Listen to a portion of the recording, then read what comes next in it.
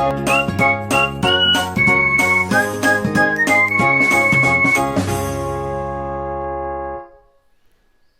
everyone, welcome back to my YouTube channel Trouble Free. In today's video we are going to learn about Maslow's need hierarchy theory of motivation in the subject of management sciences.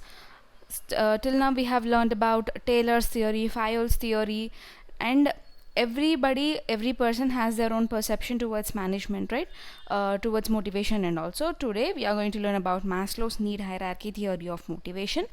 And let's get into the video. And before starting the video, I want to tell you something. If you are having your exam scheduled nearby, then just let me know that in the comment section so that I can hurry up making videos. Okay, so let's get started. First, Maslow proposed the fundamental theory of motivation, and that was in the year of 1943. Okay, done. And this theory which Maslow has proposed is based on human needs. So by keeping human needs in his perception, by thinking about human needs, he bought this theory. And in this theory he categorized the human needs into two categories. Okay, the first one is lower order and the second category is higher order. Okay, done. Lower order means which are satisfied externally. So which the needs which are to be satisfied externally will come under lower order, and in higher order the needs which are to be satisfied internally will come under this. So when I explain about all these things, you'll come to understand what is internally satisfaction and what is internal satisfaction and external satisfaction. Done. So hierarchy, since it's mentioned hierarchy, so he divided, he took a triangle and he divided on all the needs. So here in the bottom you'll have physiological needs, safety needs, social needs, esteem needs, and self-actualization needs. Okay, done. So actually you have to write these things here, not separately, but the space, the triangle and all I cannot draw neatly and all, so that's why I'm telling like this. So first is physiological. I mean, here in the bottom, the more space, the more area is given to physiological needs, right? So what do you mean by physiological needs? Means like all the basic needs will come under the physiological needs. All the basic needs, we know what are basic needs, right from our childhood we have been learning food, water, shelter, air. So they are the basic needs: air, water, food, clothing, shelter. So these 5 things are the physiological needs and they are the basic needs of a human being. Okay, done. I'm telling you again: air, water, food, clothing and shelter. Done. So they are the physiological needs. The next comes the safety needs. In safety needs, safety, the word safety itself you can understand, right? Some safety and protection, those kind of things. So it can be physical, it can be environmental, it can be emotional. Physical safety in the sense our body, like our health without any accidents and all, and environmental safety from pollution. Emotional safety, right? Emotional safety in the sense our feelings, emotions and all.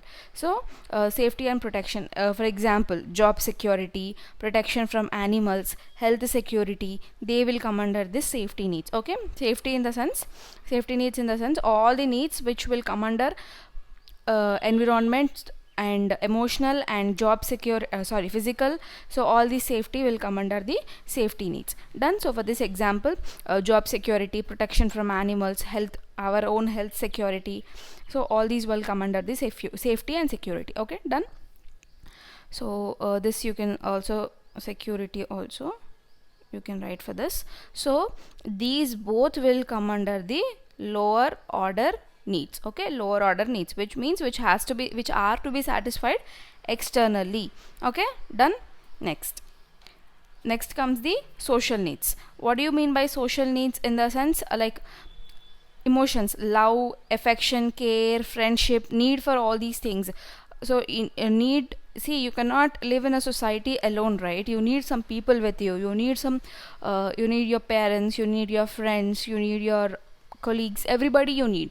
So it's like love, care, affection, friendship, all those needs will come under the social need. Okay, and social need will come under the higher order, as I already said. The next is esteem needs. So again in esteem needs also we have two categories. So two categories we have. The first one is internal esteem needs, and the second one is external esteem needs. So what do you mean by internal esteem needs? Means internally, what internally we want, we have self-respect, confidence, competence, achievement, freedom. So those kind of our self will come under the internal.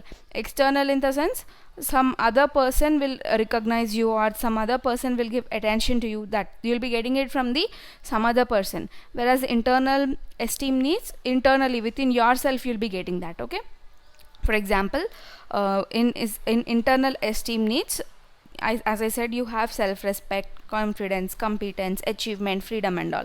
In external, you'll have recognition from others, power, you will be having more power over others, status, attention, admiration, all these will come under the external esteem needs. Somebody will give you. Internal, you yourself will have it. Okay, done. And the last one is self-actualization needs. So what is self-actualization means? In order to grow for yourself, see, now we are students, right? If we want to become a developer or we want to become a data scientist, then what we have to do, we have to learn some skills, we have to develop ourselves. So in order to develop ourselves, in order to grow ourselves, what are the needs are required, those will come under the self-actualization needs.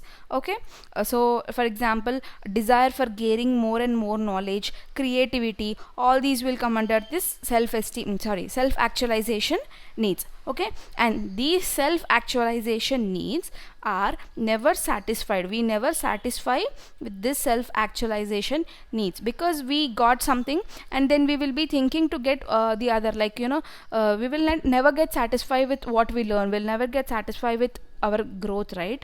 Suppose we got a promotion, then we will be aiming to get promoted to the next more higher level. So like that, self-actualization needs are never satisfying needs. Okay, now what this is all about, understanding about needs. But actually what Maslow said, implication of this theory to managers, that means how this theory is implicated to managers. Actually all these learning about all these needs and all, it will be in social, right? So then what is the need of learning about all these things in this subject? All these needs are related to the manager, like I will tell you now. So first, physiological needs. Physiological needs in the sense, managers must take care that salaries will be proper salaries will be given to employees in order to fulfill their basic needs. Okay, and coming to safety needs, so in safety needs, manager must ensure a safe working environment in the office, and job security and transportation, everything. Managers should should ensure everything safe to their workers. Done. The next is social needs. In social needs, managers has to encourage their workers to conduct social events, participate in social events to make them more socializing. Okay, and the next is esteem needs. So esteem needs in the sense, whenever a worker does something good, or whenever a worker completes some work on time, like that, the managers has to give them rewards. They have to encourage them by giving some promotions, by setting them some targets and all. Okay, and self-actualization needs, how managers are, implication of this theory to managers, how self-actualization means, managers have to give more and more challenging jobs to the workers, so that workers will feel more challenging to learn the things. Done. So this is about managers' implication to the theory which was proposed by Maslow. Okay, so now we are done with the needs, and we are done with the managers' implication, and now there are some limitations to this theory. Okay, so let's see what are those limitations now. And as I said, we have some limitations in this theory. First thing is, everyone will not have the same needs, right? First we have that, right? It is not supported empirically, and not applicable in case of a starving artist. Suppose one artist is there and he wants recognition and all, so he cannot get recognition by one go, right? So like that, it is not applicable in case of a starving artist. And everyone will not have same needs, right? So of course he tried to cover all the needs, but still at the end of the day, some people at least a few people will have some different needs, right, apart from these needs. So if somebody is having different need apart from these, then in that case also this is not applicable. So this was all about the Maslow's theory. I hope this video is useful for you. If you are not able to understand at any part of the video, just let me know that in the comment section, so that I'll try to improve it and I'll try to explain you again about this. And so that's all for this video, guys. I hope this video is useful for you. And in this video we have learned about what Maslow proposed and what is the hierarchy of needs. We have 2 lower order needs and 3 higher order needs, and also we have the limitations and also managers implication of this theory to managers, like how manager have to follow this theory and all. So done. Let's meet up in the next coming video with another topic. Still then, stay tuned to my channel.